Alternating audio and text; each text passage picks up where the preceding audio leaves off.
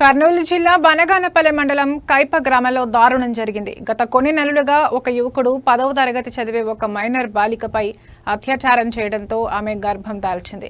ఇటీవల ఆ బాలిక ఒక మగ శిశువుకు జన్మనిచ్చింది. ఈ ఘటనపై పోలీసులు పోక్సో చట్టం కింద కేసు నమోదు చేశారు. దాని మేరకు మేము వెరిఫై చేసుకొని కనుకగా కైపా గ్రామానికి చెందిన ఒక మైనర్ బాలిక ప్రసవించింది అని తెలిసింది.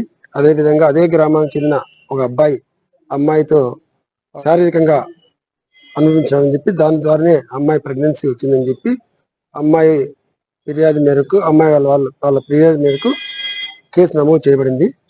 కేసు ప్రజెంట్ విచారణలో ఉంది.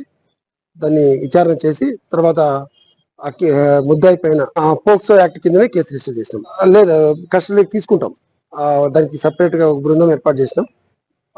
కస్టడీకి తీసుకొని తదుపరి విచారించి తర్వాత చర్యలు తీసుకున్నాం. అమ్మాయి డెలివరీ అయింది, బాబు పుట్టాడని చెప్పినారు. మైనర్ బాలిక ప్రసవించింది అని చెప్పి మాకు హాస్పిటల్ నుంచి ఇంటిమేషన్ వచ్చింది. కైపా గ్రామానికి చెందిన ఒక మైనర్ బాలిక ప్రసవించింది అని తెలిసింది.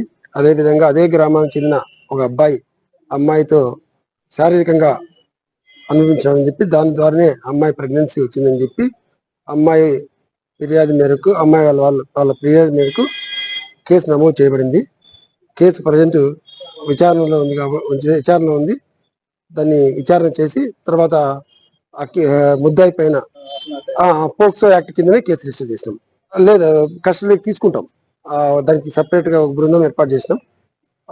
కస్టడీకి తీసుకొని తదుపరి విచారించి తర్వాత చర్యలు తీసుకున్నాం. అమ్మాయి డెలివరీ అయింది, బాబు పుట్టాడని చెప్పినారు. మైనర్ బాలిక ప్రసవించింది అని చెప్పి మాకు హాస్పిటల్ నుంచి ఇంటిమేషన్ వచ్చింది. దాని మేరకు మేము వెరిఫై చేసుకొని కనుకగా కైపా గ్రామానికి చెందిన ఒక మైనర్ బాలిక ప్రసవించింది అని తెలిసింది. అదేవిధంగా అదే గ్రామానికి చెందిన ఒక అమ్మాయితో శారీరకంగా అనుభవించాలని చెప్పి దాని ద్వారానే అమ్మాయి ప్రెగ్నెన్సీ వచ్చిందని చెప్పి అమ్మాయి ఫిర్యాదు మేరకు అమ్మాయి వాళ్ళ ఫిర్యాదు మేరకు కేసు నమోదు చేయబడింది. కేసు ప్రజెంట్ విచారణలో ఉంది.